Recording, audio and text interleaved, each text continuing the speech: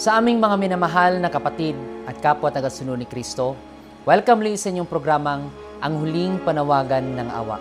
Isang programang itinatag upang ating makilala ang ating Diyos bilang ating tagapagligtas sa pamamagitan ng ating pag-aaral sa Kanyang mga salita.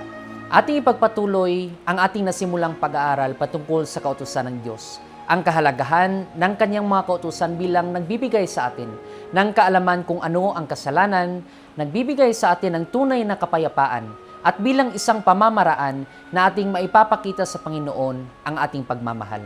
At ngayon, ating pag-aaralan ang kautusan na tunay na magbibigay sa atin ng kalayaan. Sa ating pagsisimula, ating hingin sa Diyos ang patnubay na magbibigay sa atin ng karunungan. Tayo ay manalangin. Aming mapagmahal na Diyos na may-ari ng aming mga buhay, kami ay muling lumalapit sa iyo upang ikaw ay aming pasalamatan sa pagkakataong ito na aming patuloy na mapag-aralan ang iyong mga banal na salita.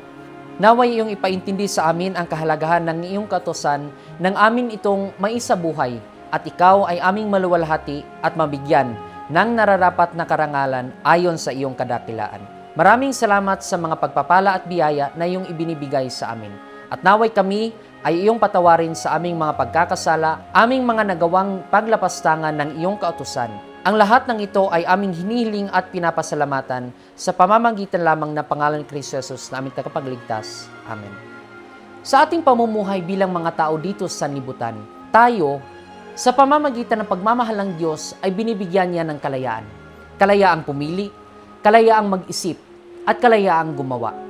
Wala ni isa sa atin ang gustong mabilanggo sa kahit na anumang mga pamamaraan kung saan hindi natin magagamit ang karapatan na ibinigay ng Diyos sa atin.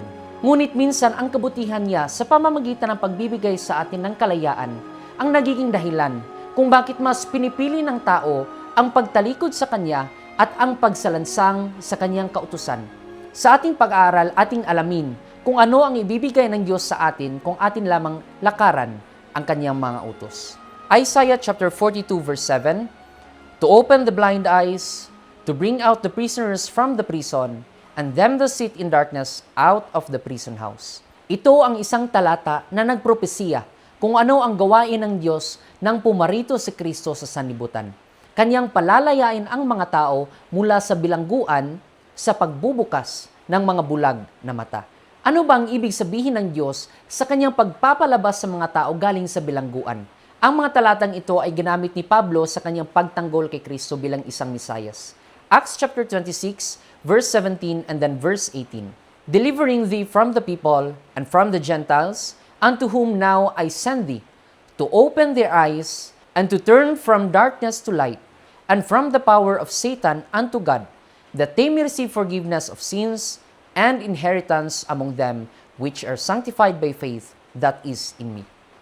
Ang ibig sabihin ng salita ng Diyos nang sinabi niyang kanyang palalabasin ang mga tao mula sa bilangguan ay ang pagtanggap ng mga tao sa kapatawaran mula sa kasalanan. Ibig sabihin, tayong mga tao ay naging bilanggo ng kasalanan. Minsan napaka-partikular natin sa ating kalayaan sa paggawa natin sa mga bagay dito sa sanlibutan. Ngunit ang kalayaan ng ating espiritual na pamumuhay ay ating nakakaligtaan. Kaya't balikan natin ang salita ng Diyos patungkol sa kung ano ba ang kanyang ibinigay na pamamaraan upang tayo ay makalaya mula sa ating pagkabilanggo sa kasalanan. Kapag sinabi natin kasalanan, ano ba ito?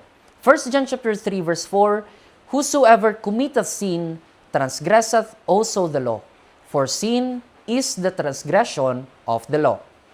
Ang paglabag sa kanyang kautusan ay ang paggawa ng kasalanan. Kaya kagaya sa ating nakaraan na pag-aaral, pumarito si Kristo sa sanlibutan upang magbigay ng halimbawa at ituro sa atin ang kahalagahan ng ating pagsasabuhay ng kanyang mga kautusan at ang pagtalikod sa paggawa ng kasalanan. Ang kautusan niya ang magbibigay sa atin ng kaalaman kung ano ang kasalanan at sa ating pag-angkin na tayo ay nagkasala o makasalanan sa harapan ng ating Panginoong Diyos, tayo ay makahingi ng kapatawaran at ating maangkin ang kalinisan na ipinangako ng Panginoon kung atin lamang susundin ang mga kondisyong ito. Sa pamamagitan nito, atin ding maintindihan na sa pamamagitan ng kautusan at katotohanan na ipinaintindi ng Diyos sa atin, Ito ang magpapalaya sa atin mula sa pagkabilanggo ng kasalanan. John chapter 8, verse 32 hanggang verse 34. And ye shall know the truth, and the truth shall make you free. They answered him, We be Abraham's seed, and we were never in bondage to any man. How sayest thou, Ye shall be made free? Jesus answered them, Verily, verily, I say unto you, whosoever committeth sin is the servant of sin. Kaya't kahit ang mga taong naniniwala kay Kristo ay nagtanong kung papaano ba sila magiging malaya kung hindi naman sila nakabilanggo. Ganoon din sa ating ngayon. Sa ating karaniwang na pamumuhay ay parang naging kampante tayo na tayo ay malaya dahil ating malayang nagagawa ang ating mga kagustuhan. Malaya nating pinipili ang para sa ating mga sariling kapakanan. Ngunit sa panahon na atin nang naiintindihan ang kautusan at katotohanan ng Diyos, tayo ay dadating sa punto na ating malalaman na tayo ay nangangailangan ng kalayaan mula sa kasalanan. Kaya sinagot ni Kristo ang mga nagtanong sa Kanya kung saan ba sila dapat maging malaya na kung sino man ang gumagawa ng kasalanan ay nagiging alipin o nakabilanggo sa kasalanan. James chapter 1 verse 23, For any be a hearer of the word and not a doer, he is like unto a man beholding his natural face in a glass. Verse 24, For he beholdeth himself and goeth his way, and straightway forgetteth what manner of man he was. Verse 25, But whoso looketh into the perfect law of liberty, and continueth therein, he being not a forgetful hearer, but a doer of the work, this man shall be blessed in his deed. Kaya sa pamamagitan ng mga talatang ito, ay ating maintindihan ang tunay na gawain ng kautusan ng Diyos. Parang isang salamin na magpapakita sa ating karumihan o sa mga nagawa nating kasalanan. Magpapakilala kung ano ang kasalanan. At ito ang magdadala sa atin sa pagtanggal ng dumi na ating nakita sa ating mga sarili. Ibig sabihin, ito ang paglilinis ng ating mga sarili sa pamamagitan ng pagtigil sa paggawa ng kasalanan at pagsasabuhay ng Kanyang mga kautusan. Sa pamamagitan ng mga bagay na ito, tayo ay magiging malaya mula sa kasalanan. Kaya ang kautusan ng Diyos ay tinatawag na Law of Liberty, kautusan ng kalayaan. Naway ating naintindihan kung ano ang layunin ng Diyos sa pagbibigay sa atin ng Kanyang mga kautusan. Ginawa niya ba ito upang tayo ay pahirapan at bigyan ng mga mabibigat na pasanin? Hindi. Sa pamamagitan ng Kanyang mga salita, ibinigay ito ng Diyos sa atin para sa ating ikabubuti. Sa pamamagitan ng paglakad natin sa daan ng Kanyang kautusan, ang presensya ng Diyos ay sasama sa atin na magbibigay ng tunay na kapayapaan, kasiyahan. Ang pagmamahal ng Diyos ay mananatili sa atin dahil atin ding pinapakita na atin siyang minamahal at ito ang magbibigay sa atin ng kalayaan. Ito ang magbubukas sa ating mga puso't isipan na ang pagsabuhay ng mga ito ay hindi isang mabigat na tungkulin. Romans chapter 6 verse 12, Let not sin therefore reign in your mortal body, that ye should obey it in the lust thereof. Dahil tayo ay binigyan ng kalayaang pumili, nasa sa atin kung tayo ba ay patuloy na mamuhay sa paglabag sa Kanyang mga kautusan, ngunit ang pakiusap ng Diyos sa atin sa pamamagitan ng banal na kasulatan ay huwag sana nating pahintulutan na ang kasalanan ang maghari sa ating mga buhay. Verse 13, Neither yield ye your members as instruments of unrighteousness unto sin, but yield yourselves unto God as those that are alive from the dead, and your members as instruments of righteousness unto God. Huwag nating ialay ang ating mga sarili upang maging instrumento ng paggawa ng kasalanan. Sa halip, ay ialay natin ang ating mga sarili sa pagsunod kay Kristo, sapagkat tayo ay binuhay mula sa kamatayan o ang paggawa ng kasalanan. Verse 16, Know ye not that to whom ye yield yourselves servants to obey, his servants ye are to whom ye obey, whether of sin unto death, or of obedience unto righteousness. Dahil kung kanino man natin iniaalay ang ating mga sarili upang sumunod, tayo ay naging alipin din ito. Maging alipin ng kasalanan patungo sa kamatayan o maging alipin sa pagsunod patungong katuwiran.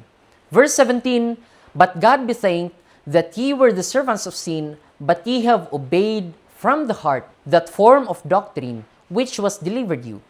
Being then made free from sin, ye became servants of righteousness. Kaya ating pasalamatan ang ating Panginoon sapagkat tayo noon ay naging alipin ng kasalanan. Ngunit sa ating pagsunod sa ibinigay niyang doktrina sa atin na tumutukoy sa kanyang kautusan, tayo ay naging malaya galing sa kasalanan at naging alipin ng katuwiran.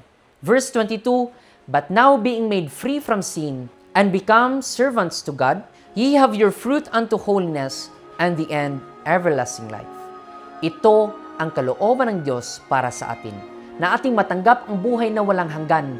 Ngunit ang pangakong ito ay hindi natin matatanggap kung wala tayong gagawin bilang ating bahagi. Kailangan na tayo ay maging malaya mula sa paggawa ng kasalanan, maging alipin ng Diyos, at tayo ay magkaroon ng bunga ng kabanalan. Ito ang pagsasabuhay sa kanyang kautusan at ating matatanggap ang buhay na walang hanggan. Ang gawain ng kaligtasan ay hindi sa pilitan. Hindi gumagamit ang Diyos ng puwersa. Sa pamamagitan ng impluensya ng Espiritu ng Panginoon, ang tao ay may kalayaang pumili kung sino ang kanyang paglilingkuran. Kung kusang loob na isusuko ng tao ang kanyang sarili kay Kristo, doon niya mararanasan ang tunay na kalayaan. Hindi natin kayang iligtas ang ating mga sarili mula sa kapangyarihan ni Satanas. Ngunit kung hinahangad nating makalaya sa kasalanan, ay kinakailangang humingi tayo ng tulong mula sa ating Diyos. Binibigyan tayo ng banal na espiritu ng lakas upang masunod natin ang kanyang kalooban. Ang tunay na kalayaan ay matatagpuan lamang sa pakikipag-isa doon kay Kristo. Tulad ng ating binasa na talata, ang katotohanan ang magpapalaya sa inyo. Ang kasalanan ang umalipin at sumisira sa tao, ngunit ang pagpapasakop sa Diyos ang nagbabalik sa atin sa ating tunay na dangal at layunin. Ang kautusan ng Diyos ay tinatawag na kautusan ng kalayaan, sapagkat ito ang umaakay sa tao patungo sa tunay na kalayaan at masayang pagsunod sa Diyos. Maraming salamat sa pagsubaybay sa ating pag-aral, lalo na patungkol sa mga kautusan ng Diyos. Sa ating susunod pa na mga pag-aral ay ating tuklasin ang mga kalooban ng Diyos na may koneksyon pa rin sa ating mga napag-aralan. Kanyang kalooban na tayong mga tao ay may mga iba't ibang pananaw, pag-intindi, pagtanggap. Kaya kayo ay aming patuloy na inaanyayahan na subaybayan ang ating pag-aaral sa susunod na pagkakataon. Sa ating pagtatapos, tayo ay manalangin. Aming mapagpalang Ama na may-ari ng aming mga buhay, maraming salamat sa lahat ng biyaya, karunungan at sa iyong mga salita na nagbukas sa aming mga isipan kung gaano kahalaga ang iyong mga kautusan. Hindi lamang sa pagtanggap namin sa mga benepisyo galing sa iyo dahil ikaw ay aming sinusunod, ngunit sa pamamagitan ng mga ito, kami ay mas maging malapit sa iyo, makilala ka bilang aming Diyos na nagbibigay sa amin ng lahat ng iyong pagmamahal. Naway pagpalain kami na aming maisabuhay ang mga ito upang kami ay makapagbigay ng sapat na kaluwalhatian sa iyong harapan at ikaw ay aming madakila. Maraming salamat sa pagdinig sa aming mga dalangin. Ang lahat ng ito ay aming hinihiling at pinapasalamatan sa pamamagitan lamang na pangalan ni Kristo Jesus na aming tagapagligtas. Amen. Maring mag-like, share at mag-subscribe sa channel na ito at sa aming mga minamahal na taga-subaybay na nais magbigay ng katanungan, maaari po ninyong i-contact ang mga cellphone number na naka-flash sa ating screen o mag-email sa amin. Naway sumainyo ang pagpapala ng Diyos.